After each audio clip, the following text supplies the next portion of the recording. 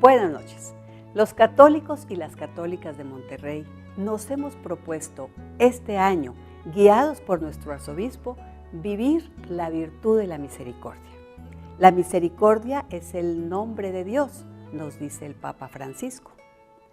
El padre Hugo Chávez nos llevará a saborear esta virtud por medio de la vivencia del Antiguo Testamento. Seguimos esta semana con los ejercicios espirituales, con el tema que nos ha sugerido el Papa Francisco. Este es un año dedicado a reflexionar sobre la misericordia, a experimentar la misericordia, a vivir en nuestra vida interior y en nuestra relación con el prójimo la misericordia, una experiencia espiritual para todo creyente, para todo cristiano, para todo católico. Les agradezco pues a todas las personas que escuchan o ven esta emisión. Han sido días buenos para reflexionar en este tiempo de Cuaresma. Me han invitado para tratar el tema de la misericordia en algunos textos bíblicos. Entonces vamos a comenzar a ver algunos textos bíblicos. Podríamos decir, partiendo de una reflexión del cardenal Christoph Schönborn, vamos a comenzar diciendo que la misericordia de Dios se manifiesta desde el principio, desde el libro del Génesis. Podríamos decir nosotros que en el principio creó Dios todas las cosas, y podríamos preguntarnos nosotros, ¿qué tiene que ver esto con la misericordia, la creación?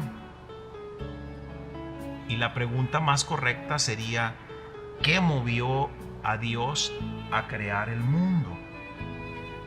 La creación, según nos narra el libro del Génesis, es una creación que no es obligada. Dios no tenía necesidad de crear el mundo. No hay unas fuerzas antagónicas luchando como en algunos mitos o en algunas otras culturas. Una lucha de dioses de la cual se derivan la naturaleza, el mundo, el universo o los hombres, sino la libertad de Dios es la razón por la que Dios crea. Pero más allá de la libertad, podríamos decir, Dios crea porque es bueno. Y no solamente crea porque es bueno, sino crea porque en su libertad y en su bondad hay amor por sus criaturas, hay amor por todo lo que hace. La misericordia no es un sentimiento ocasional, sino es la raíz y el origen o la causa de todo lo que está creado. En la teología del Antiguo Testamento, la creación ya forma parte de la historia de la salvación. Por eso ha quedado consignado por escrito todos estos relatos del Génesis. Es decir, no nada más a partir de Abraham, sino el autor del libro del Génesis ha querido llegar al origen de todo lo creado, no como un acto de poder de Dios, no como un acto poderoso como a veces pudiéramos pensar o hemos aprendido muchas veces en el catecismo, sino como un gesto de amor de parte de Dios. Es curioso porque el pueblo de Israel experimentó en su pedagogía como creyentes y en lo que Dios le fue revelando también en su pedagogía, ellos experimentaron primero al Dios que los acompañaba, al Dios que estaba con ellos, que les hizo pasar situaciones complicadas y difíciles, que los hizo salir de la esclavitud de Egipto, un Dios que los fue conformando primero como unos clanes o unas tribus, y luego después como pueblo de Dios, pero ellos experimentaban primero su presencia. Cuando ellos comenzaron a ver la liberalidad de Dios para escribir la historia de Israel junto con ellos, valiéndose de muchas cosas o de muchas personas o incluso de algún extranjero, como cuando fueron liberados de la esclavitud en Babilonia. Entonces ellos comenzaron a decir, ah caray, pues el Dios que puede hacer lo que le plazca para ayudarnos es el mismo Dios de todos los demás pueblos. Y se valió de Ciro para sacarnos de Babilonia. Y cuando el pueblo regresó del exilio en el siglo VI a Jerusalén y a Tierra Santa, entonces es cuando comienza la reflexión de los textos de la creación. Es el único Dios que no nada más nos acompaña, sino que creó todo. Y entonces esta historia que se plasma desde el principio en el libro del Génesis ya es historia de la salvación y también es obra de la misericordia de Dios. Dios ama a su pueblo. Dios crea las cosas por amor. Valga para nosotros una reflexión o un ejemplo, una alegoría, cuando unos esposos y una mamá está esperando un hijo, lo lleva en su vientre, le va preparando junto con su esposo un lugar en la casa, le pone una cuna, le compra algunos juguetes, le teje a lo mejor con sus propias manos algunas cosas. Los papás, aun cuando el niño todavía no nace, le hablan, a veces le ponen música y le van mostrando su cariño cuando el niño todavía no nace y le crean una atmósfera que será el lugar a donde él va a llegar. La creación del Dios que escogió al pueblo de Israel es también parecido a esta alegoría o a este ejemplo. Dios ha creado todo el universo, ha creado todo cuanto existe por amor a sus criaturas y especialmente por amor al hombre. En uno de los relatos de la creación, el hombre es el último en la escala de las criaturas, desde las cosas de menor importancia hasta llegar al hombre que es imagen y semejanza de Dios. Entonces, Dios no estaba obligado a crear ni al hombre ni a las demás criaturas, sino es una manifestación de su amor, que después la teología del Nuevo Testamento explicará muy bien en las relaciones de la Trinidad. Todo fue creado por Cristo y para Cristo. El amor entre Cristo y el Padre es un amor perfecto, y que nosotros también participamos de esa vida trinitaria desde la creación. Dice el libro de la sabiduría en el capítulo 11, versículo 26: Tú perdonas a todos porque son tuyos, Señor, amigo de la vida. Y por ahí dirá alguno de los salmos: Dios abre su mano y alimenta a los animales, a todas las criaturas.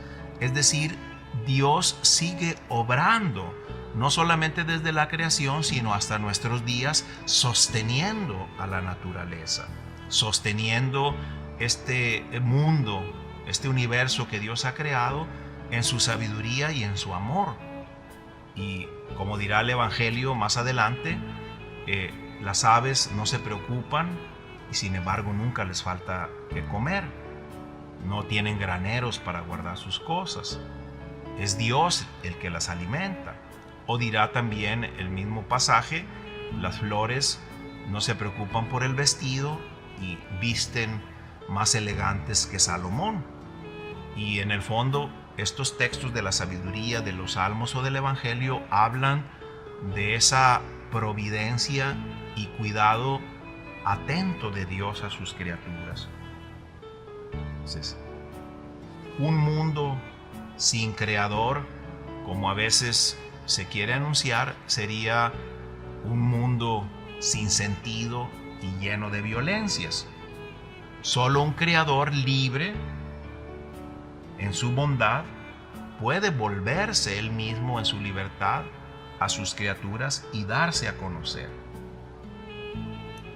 ¿Qué significa de cara a la misericordia de Dios para sus criaturas que Él haya elegido especialmente a un pueblo?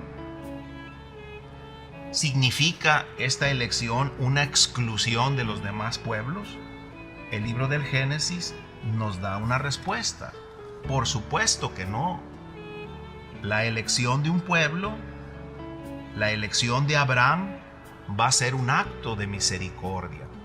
Brincamos, pues, de los textos de la creación a los textos en donde Dios escoge un pueblo e incluso más que escogerlo, forma un pueblo, porque Abraham era un nómada de donde va a surgir una descendencia como las estrellas del cielo o las arenas del mar.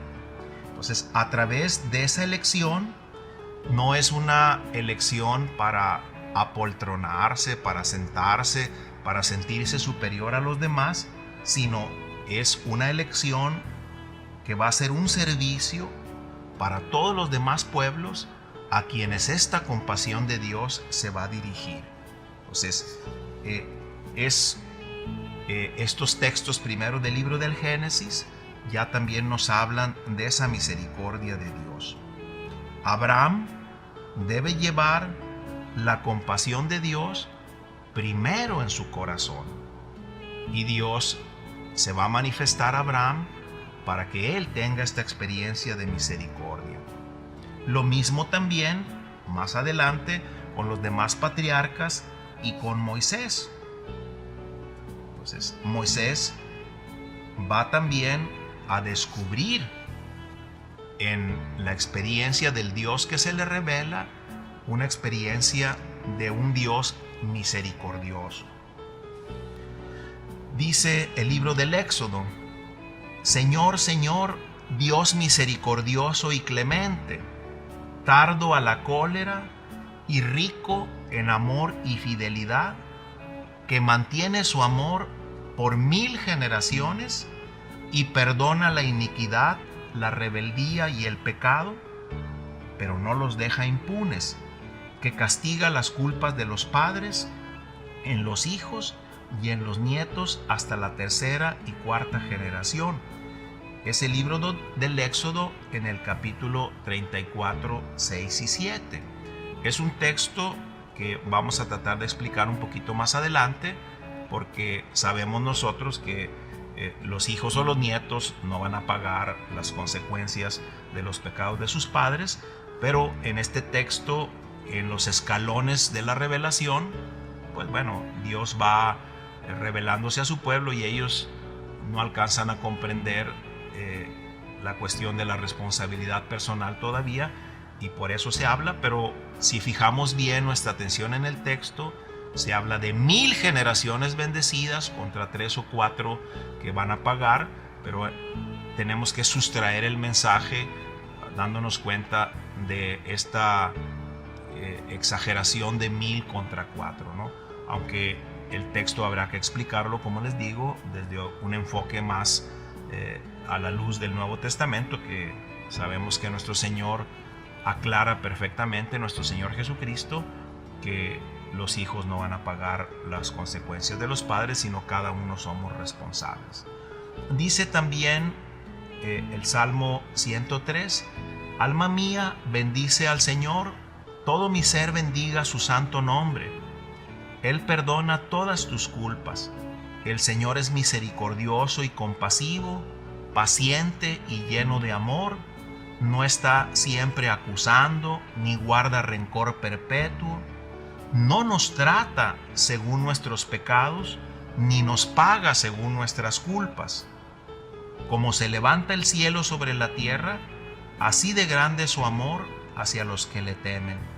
Como dista el oriente del occidente, así aleja de nosotros nuestros delitos.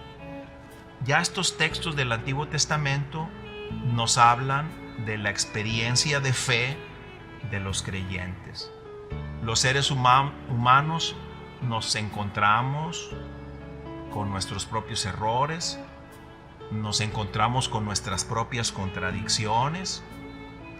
Todos tenemos la experiencia de habernos equivocado, de haber hecho algo que no debíamos, de a veces lastimar quizá a algunas personas, o también de pecar, como nos dice el Salmo. Y entonces este Salmo nos recuerda cómo Dios perdona nuestras culpas. Es un Dios paciente, lleno de amor. Es alguien que no guarda rencor, ni nos va a guardar, como decimos coloquialmente, nuestros trapitos al sol, sino es un Dios que cuando le pedimos perdón con sinceridad, se olvida de nuestros pecados. Y como dista Oriente y Occidente, así aleja nuestros delitos para que nosotros vivamos con una conciencia de ser perdonados y con una conciencia de una nueva oportunidad. El profeta Malaquías va a decir un ejemplo semejante a este cuando dice que Dios arroja nuestros pecados al mar, ese lugar que para el mundo del Antiguo Testamento era un lugar inaccesible, un lugar oscuro, recóndito, donde nadie podía entrar. Aquí se dice, así como dista Oriente y Occidente, así alejan nuestros pecados. En el caso de Malaquías los arroja ahí donde nadie puede llegar.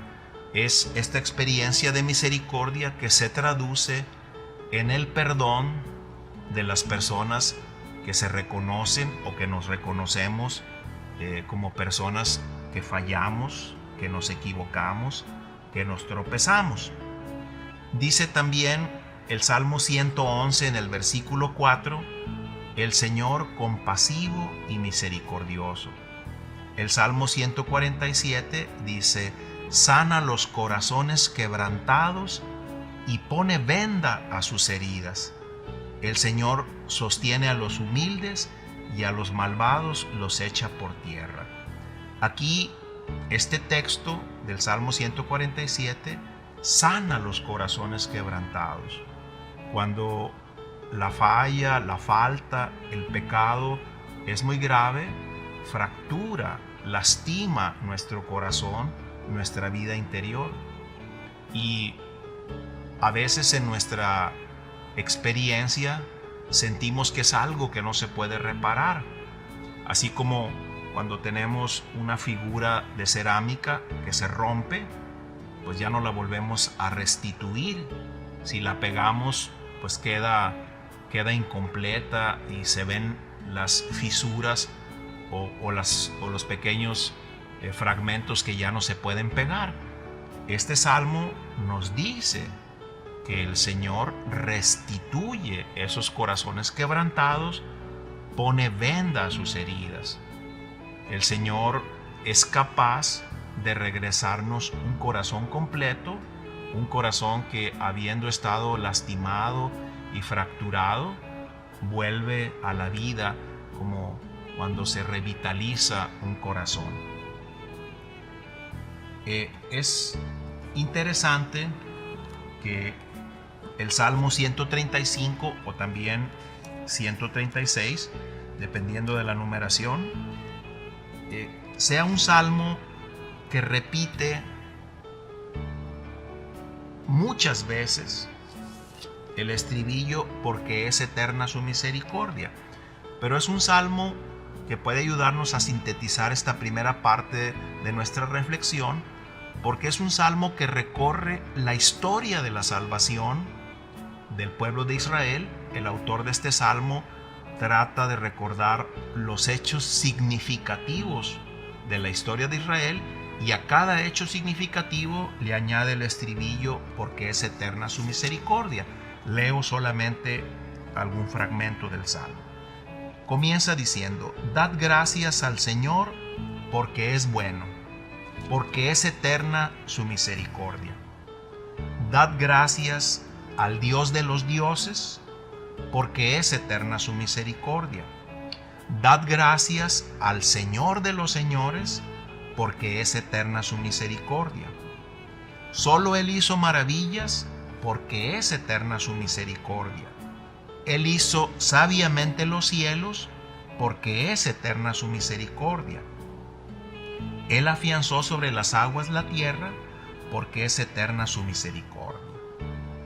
Me salto algunos versículos y dice, Él hirió a Egipto en sus primogénitos porque es eterna su misericordia.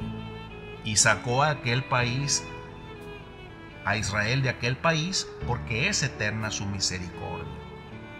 Y continúa el Salmo recorriendo otros pasajes de la historia de la salvación con el mismo estribillo.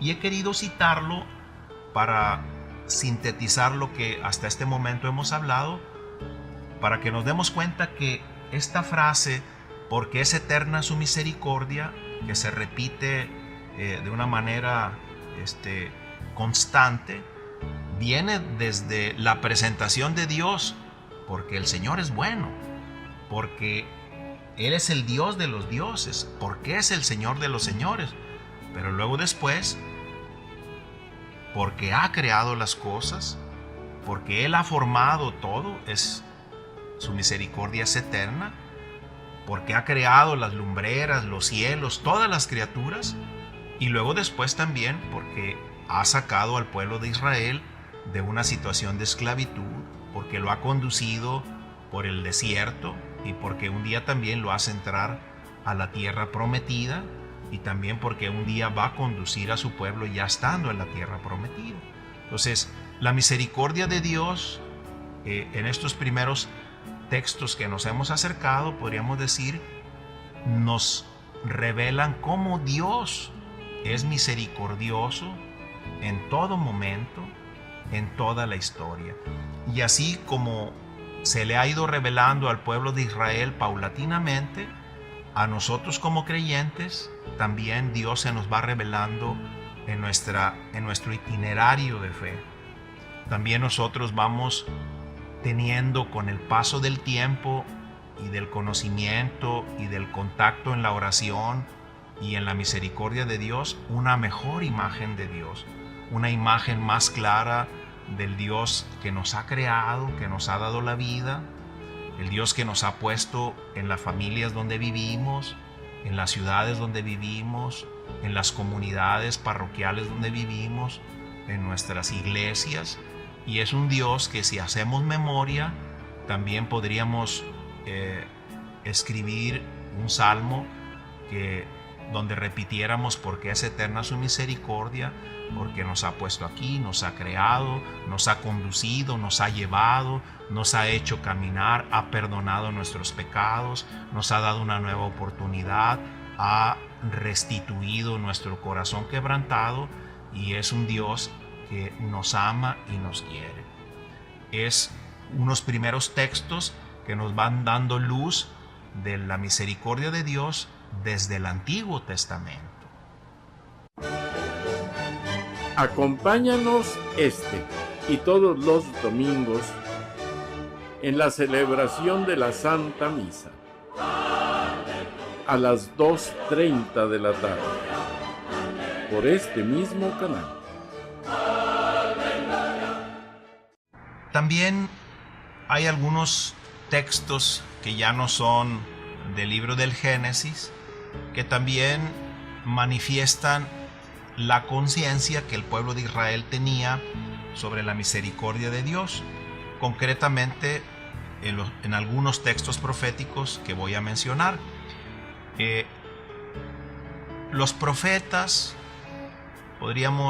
se puede decir muchas cosas sobre ellos, pero podríamos enfocarnos por el tema para decir que los profetas son los que actualizaban la ley, la Torá, la palabra de Dios escrita en el Pentateuco, y le daban actualidad, le daban novedad. Y los profetas manifiestan cómo la última palabra de Dios nunca es castigo, sino amor y salvación. Por ejemplo, en el texto de el libro de Oseas, que vamos viendo cómo los primeros 3 capítulos nos cuentan el matrimonio de Oseas, que Dios le pide que se case con una mujer que le va a ser infiel, o también en alguna de las interpretaciones que se case con una mujer, con una prostituta. Y la vida del profeta va a ser una acción simbólica, es decir, este matrimonio va a significar cómo, a pesar de las infidelidades del pueblo de Israel, o si actualizamos el pasaje, las infidelidades de los seres humanos hacia Dios o con Dios, a pesar de ellas, Dios mantiene su alianza con el pueblo, mantiene su fidelidad con las promesas que tiene. Podríamos decir, en estos pasajes del profeta Oseas se manifiesta la alianza y el compromiso inquebrantable de Dios con su pueblo. Y este compromiso es un compromiso de amor, de perdón, de comprensión, delante de una naturaleza humana a veces irracional, torpe, sin consistencia, que todos los seres humanos tenemos, y reflejado en esta relación entre Oseas y su esposa. También, por ejemplo, el profeta Amós, que es quizá uno de los profetas más duros para hablar pues contra el pueblo, contra sus pecados, contra sus idolatrías, y que pareciera que no da esperanza a una acción de parte de Dios misericordiosa. Al final del libro hay definitivamente un texto que nos dice cómo Dios es paciente y espera que su pueblo reaccione, que su pueblo se arrepienta, que cambie de vida. También en los textos de Jeremías, en Jeremías 31, del 31 al 34, por ejemplo, se habla de la alianza, esta alianza que Dios quiere hacer con su pueblo. Dice el capítulo 31, versículo 31 de Jeremías: van a llegar días, oráculo de Yahvé, en que yo pactaré con la casa de Israel y con la casa de Judá una nueva alianza, no como la alianza que pacté con sus padres cuando los tomé de la mano para sacarlos de Egipto, que ellos rompieron mi alianza y yo hice estrago en ellos, oráculo de Yahvé, sino que esta será la alianza que yo pacte con la casa de Israel después de aquellos días, oráculo de Yahvé. Pondré mi ley en su interior y sobre sus corazones los escribiré, y yo seré su Dios y ellos serán mi pueblo. Ya no tendrán que adoctrinar más el uno a su prójimo y el otro a su hermano, diciendo: conoced a Yahvé, pues todos ellos me conocerán, del más chico al más grande, oráculo de Yahvé, cuando perdone su culpa y de su pecado no vuelva a acordarme. Son textos que nos recuerdan esta alianza nueva que Dios quiere con los hombres en el corazón. También en Ezequiel 36, versículo 16, dice también: la palabra de Yahvé se dirigió a mí en estos términos: hijo del hombre, los de la casa de Israel que habitan en su tierra la contaminaron con su conducta y con sus obras, como la impureza de una mujer menstruante era su conducta ante mí. Es un texto que se va desarrollando y que va a terminar hasta el capítulo 37 con este pasaje también muy conocido de la imagen de los huesos secos, que manifiestan no solo la muerte sino el holocausto prácticamente, y cómo esos huesos comienzan a retomar nervios y carne y se empiezan a revivir, y al final en 37:14 de esa escena dice: así infundiré mi espíritu en vosotros y viviréis, os restableceré en vuestro suelo y sabréis que yo Yahvé lo digo y lo hago, oráculo de Yahvé. Estas promesas de revitalizar a su pueblo, a los seres humanos, esta promesa de tener en el corazón escrita la ley, no sobre un corazón de piedra, sino sobre un corazón de carne, no escritas con un instrumento punzante, sino con el fuego del Espíritu, tendrán su plena realización ya en el Nuevo Testamento, cuando el Espíritu Santo haga brotar no una ley de piedra como la que escribió Moisés, sino una ley que brota del corazón, no una ley que se manifiesta solamente en prohibiciones: no hagas esto, no mates, no robes, sino una ley que se vive y es proactiva en la caridad con el prójimo. Una ley no como la de Moisés, escrita quizá con una especie de punzón o cincel, sino una ley escrita con el Espíritu Santo en el corazón del cristiano. Y esta es una promesa que los profetas, a partir de la ley en el Pentateuco, en los primeros 5 libros de la Biblia, entienden una nueva alianza y la proyectan a un futuro que lo supera, pero que se dará en Jesucristo. Dice también otro texto de Isaías, otro profeta, en el capítulo 49: ¿acaso olvida una mujer a su niño, sin dolerse del hijo de sus entrañas? Pues aunque estas personas se olvidasen, yo jamás te olvidaría. También manifiesta pues esa misericordia de parte de Dios con el amor entrañable de una madre. También es interesante un profeta más, un profeta muy breve, pero no por breve importante y profundo, el profeta Jonás. Dice el capítulo 4, versículo 1 y siguientes: mal, muy mal le pareció a Jonás todo lo sucedido y se enojó. Si recordamos un poco, Dios manda a Jonás al principio del libro, en el capítulo 1, pues manda que vaya a predicar el arrepentimiento a Nínive. Nínive era la capital de un país extranjero, no era parte de Tierra Santa. Y a Jonás desde el principio se le hace extraño la misión que Dios le pide. ¿Cómo va a ir Dios?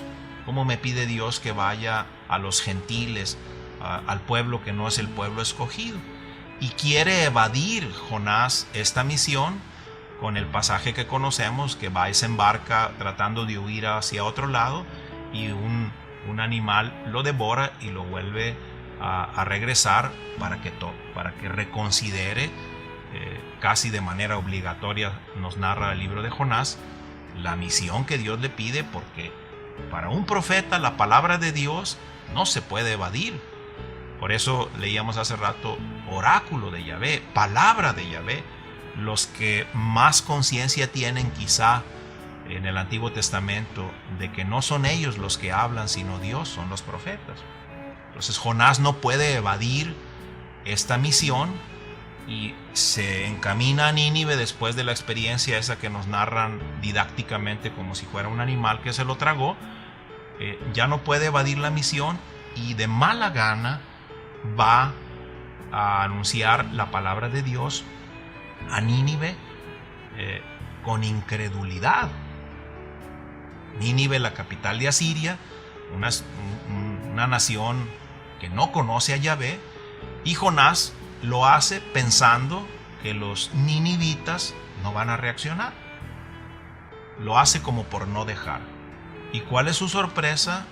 Que los personajes importantes de la ciudad y los ciudadanos también escuchan la palabra de Dios y hacen un acto de arrepentimiento, bañándose de ceniza por sus pecados. Y entonces es el pasaje que leímos. Muy mal, muy mal. Dice: entonces Jonás oró de esta manera al Señor: ah, Señor, ya decía yo cuando aún estaba en mi tierra que esto iba a pasar. Por eso me apresuré en huir a Tarsis, porque sabía que tú eres un Dios clemente y misericordioso, lleno de paciencia y rico en amor, que anuncia un castigo, pero luego se arrepiente. Entonces, es curioso este personaje de Jonás, porque se enoja, porque Dios es misericordioso. Se enoja que la misericordia de Dios alcance al pueblo de Nínive o a la ciudad de Nínive. Entonces, le pareció mal. Ya lo sabía yo desde el principio, por eso quería huir. Él intuye esa misericordia de Dios. Sabemos nosotros que esta misericordia de Dios, este libro también, pues tiene un carácter universal ya desde los profetas.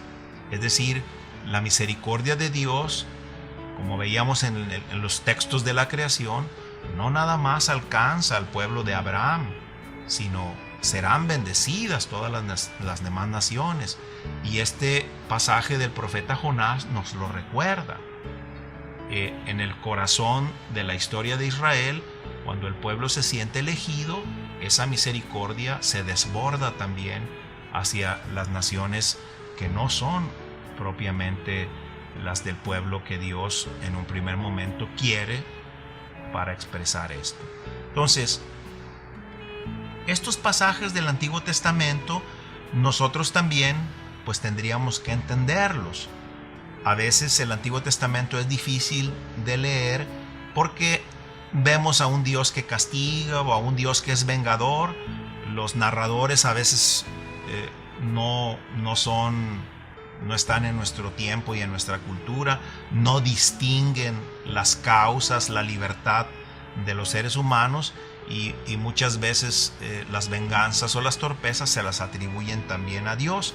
Es un pensamiento imperfecto, expresado a veces en un estilo humano y atribuido a Dios, pero en la pedagogía y en los escalones de la revelación nosotros entenderemos cuando Jesucristo nos revele todo el mensaje del reino y nos revele todo lo que el Padre le ha pedido que nos revele.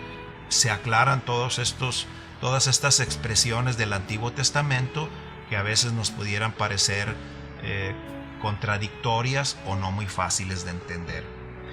Muchas veces los datos de las guerras, los asesinatos, las muertes en el Antiguo Testamento son exageradas porque quieren ir en contra de la idolatría, en contra de algún mal paso que el pueblo de Israel pudiera dar. Entonces, con ese lenguaje se expresaba también la justicia de Dios, que conforme a ese pensamiento imperfecto premiaba en esta vida a los buenos y castigaba a los malos. La famosa teoría de la retribución, que después, pues vamos a decir, se entenderá muchísimo mejor en el Nuevo Testamento, y esta teoría de la retribución pues no siempre fue superada ya desde el libro de Job y desde el libro de Coelet, porque Dios no siempre castiga a los malos mientras están en esta vida, y no siempre los buenos les va bien. El caso de Job, un hombre justo al que le sucedieron desgracias, o también en el Nuevo Testamento el mismo Hijo de Dios, el único bueno y justo, pues vive también la crucifixión, la muerte. Y en la vida podían constatar también los judíos cómo algunos malvados vivían en la opulencia y aparentemente sin castigo. Pero bueno, en otros estratos de la revelación, sobre todo en el Nuevo Testamento, tendremos que darle cuentas al Señor, ¿verdad?, de nuestras acciones y nuestros actos. Pero estamos ya en otra etapa de la revelación. ¿Qué entendemos, podríamos decir, o tratando de decir alguna otra idea más sobre la misericordia de Dios en todos estos textos que hemos visto del Antiguo Testamento? Hay varios vocablos o palabras en hebreo que sirven para designar la misericordia de Dios, pero vamos a mencionar solamente dos, que son los que más se utilizan y los más conocidos y que aglutinan el significado quizá más denso de la misericordia. En hebreo, la palabra raham significa entraña y rahamim significa las entrañas. Entonces, cuando aparece esta raíz en algunos verbos, en algunos sustantivos o en algunos adjetivos, describe sobre todo un sentimiento materno, las entrañas de una persona, el amor. Es el sentimiento que Dios manifiesta por sus criaturas, por los seres humanos. Es el sentimiento de como la madre que ha llevado en sus entrañas a un hijo. Todos sabemos cómo juzga una madre. Una mamá ama a sus hijos, aunque a veces se equivoquen y hagan torpezas y a veces cosas graves. La mamá siempre tiene una mirada compasiva para con sus hijos, con el que llevó en las entrañas. Entonces, esta palabra atribuida a Dios como verbo o también como sustantivo manifiesta, vamos a decir, lo que Dios siente por los seres humanos, una compasión materna, un amor materno.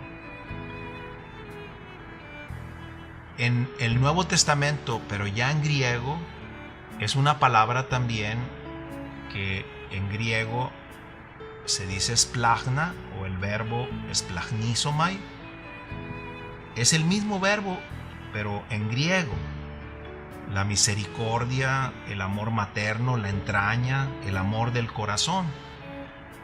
Lo evoco en el Nuevo Testamento porque es el sentimiento de el padre amoroso en la parábola que conocemos como el hijo pródigo. Es ese sentimiento cuando el padre ve que su hijo regresa después de haber tirado toda su herencia. El padre, dice el texto, lo ve de lejos, traduce la Biblia de la liturgia que leemos los domingos, se enterneció profundamente. Es esta palabra, splagnizomai, el verbo. Es un amor entrañable y entonces el padre corre y lo abraza. Es el mismo verbo, por mencionar solamente otros dos textos más, en donde Jesús baja de la barca antes de la multiplicación de los panes y dice el evangelista, y tuvo compasión de ellos porque andaban como ovejas sin pastor. Es ese sentimiento profundo, materno de Jesús, de el hambre que siente el pueblo por encontrarle sentido a su vida, por encontrar al dueño, al Señor, al pastor de sus vidas. Y entonces nuestro Señor va a realizar ese milagro de la multiplicación de los panes por el amor que le tiene también a toda esa gente. Y el otro texto es el pasaje donde Jesús se encuentra inesperadamente un funeral donde va una mujer viuda a sepultar a su hijo único. Y entonces también el evangelista nos dice que Jesús se enterneció profundamente por la situación de aquella mujer y resucita al hijo de la viuda, que es un texto muy hermoso por todo este verbo que significa un amor entrañable, pero que inmediatamente también nos hace pensar en la misma muerte de nuestro Señor Jesucristo, en la vivencia de María como viuda que va después a sepultar a su hijo único. Entonces, Jesús, podemos imaginar que se está viendo a él y está viendo a su madre en ese pasaje, y todo ese sentimiento de entrañas que se mueven son muy profundas y manifiestan también el amor que Dios siente por el dolor, por la pérdida de un ser querido, por la pérdida de alguien que se ama y que se expresa en ese texto. Otro vocablo que se utiliza mucho en el Antiguo Testamento y que lo conocemos también nosotros porque ya impregna también nuestro pensamiento cristiano es el verbo Hesed, que también se traduce como compasión o como misericordia. Este verbo es también con un significado muy amplio y lo podríamos sintetizar diciendo que es la fidelidad a la alianza, el favor de Dios, su bondad, su gracia, su misericordia. Mucho de esto es en los pasajes que mencionamos ahorita de los profetas. Esa misericordia de Dios es el compromiso que Dios tiene con su pueblo y que es un compromiso de amor, de perdón, de misericordia. En el libro del Eclesiástico aparece más de 51 veces la palabra misericordia. Y cuando aparece la palabra Hesed, significa Dios en su compromiso con su pueblo. ¿Qué significa esto? Que ahí está en su alianza, que no los abandona, que en medio de sus pecados los conduce, los lleva, que cuando necesitan una palabra sabia, no abandona al sabio en su consejo, cuando necesitan alguna palabra para reaccionar, no deja sin palabra al profeta.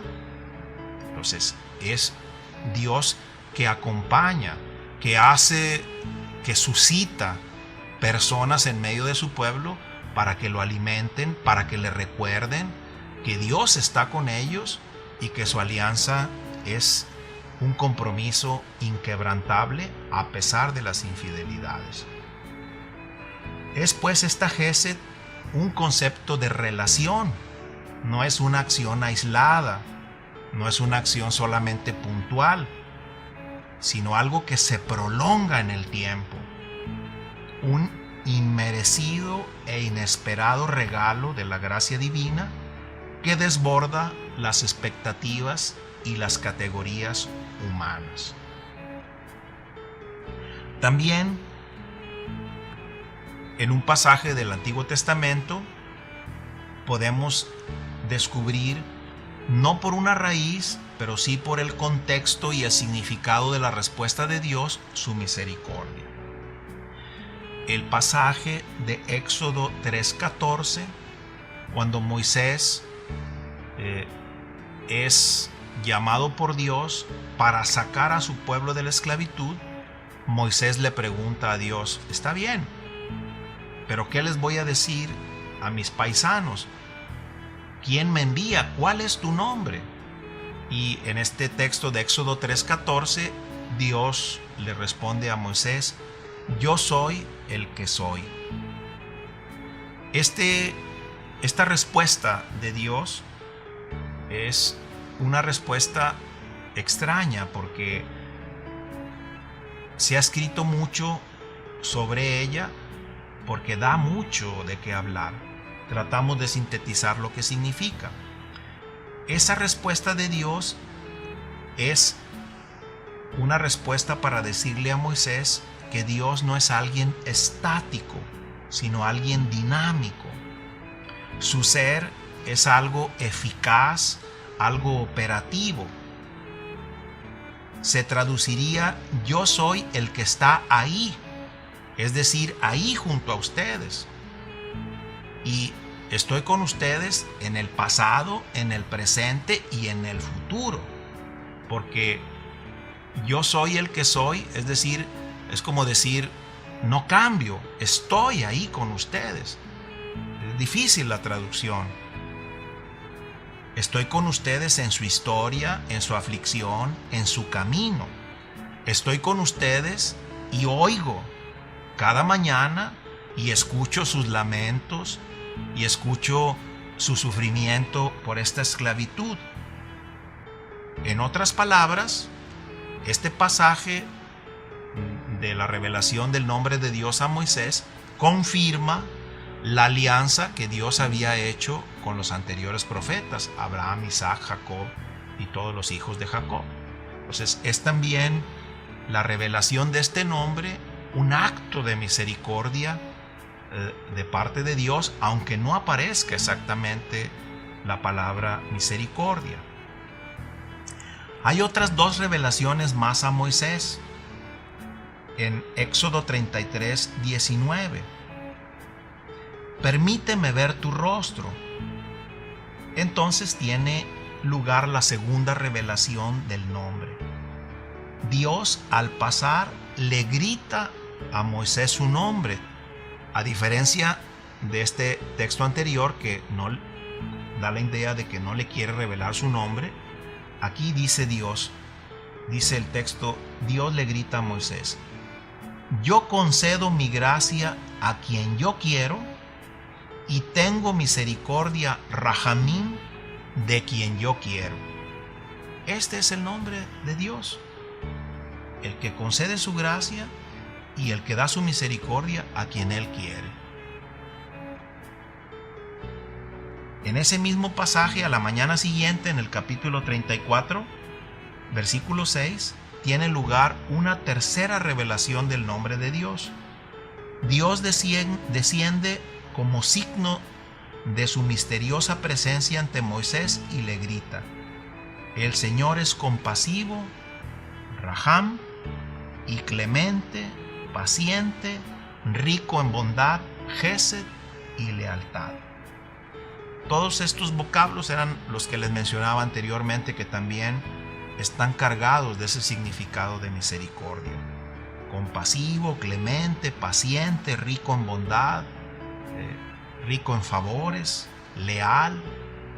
Este es el Dios. Diríamos una idea más.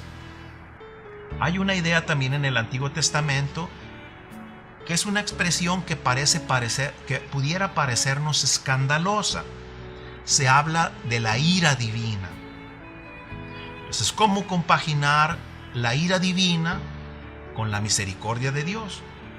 Primero, hay que decir que la ira no alude a un estallido emocional de cólera, como los seres humanos o como ahora una persona inmadura que grita y dice cosas de las que después se arrepiente. No, esta no es un estallido emocional de cólera, sino la ira de Dios es la oposición o la resistencia de parte de Dios al pecado y a la injusticia. Es decir, así como los imanes cuando son del mismo polo se repelen, podríamos decir, Dios se opone, repele las situaciones de pecado y de injusticia. A Dios no le agrada las situaciones en donde alguien abusa de su prójimo o alguien le daña a una persona. La ira de Dios no es pues un estallido, sino un rechazo. No, como el agua y el aceite, no se pueden revolver. Podríamos decir, la misericordia no es una gracia barata. ¿Por qué? Porque Dios espera que llevemos a cabo las obras del derecho y la justicia. Dios es misericordia, Dios es amor, Dios es perdón, pero no es un viejito bonachón que deja pasar todo. Es un papá, y es un papá que espera que sus hijos actúen de manera madura y responsable, conscientes de sus acciones y que asuman también su responsabilidad. La misericordia de Dios es gracia que posibilita la conversión y el que seamos mejores personas y mejores creyentes. Dios perdona siempre, pero le tenemos que pedir perdón.